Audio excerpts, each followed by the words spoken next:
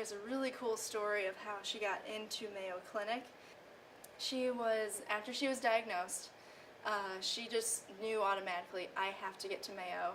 That's the place I need to be. I called, tried to, fill out all the forms. They said they'd get back to us in a couple of weeks or a couple of days to schedule an appointment. Well, weeks went by. We had a family friend who's actually helping out with the nursing program here. She heard about our predicament with Mayo. She called Mayo and she kept track of the different numbers, the different steps that she took to get, through this call and to certain people. And I believe she eventually got to a secretary. I believe her name was Joy. As Barb called and said, "Hi, I'm, a medical professional. I'm a prof vet, and I'm calling on behalf of my friend. She's trying to get in to get this appointment." Well, she only knew my mom's name and, around what age she was. Yeah. And basically this secretary kind of filled in the blanks and said, "Okay, well, I found her records. I can try to, push that through and try to get her an appointment." Mm-hmm. That very day, my parents get a call from Mayo.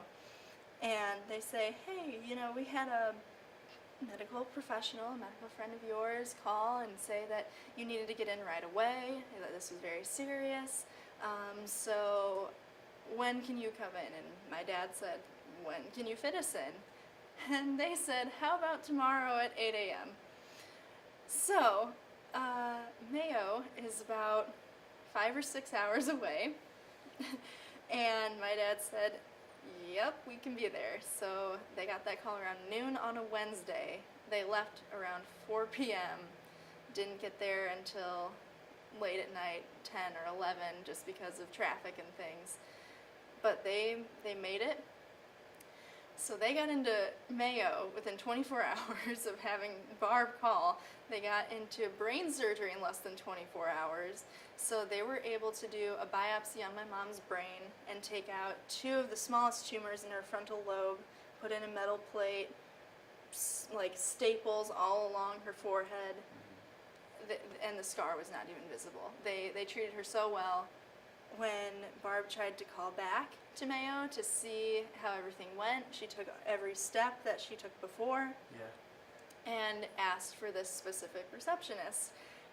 And they said that they have no record of anyone with that name in that office that works for them in that area at all. So her husband in the back, when she was telling us this story, says, "I told you you were talking to an angel." So we honestly think that somehow, this angel got us into Mayo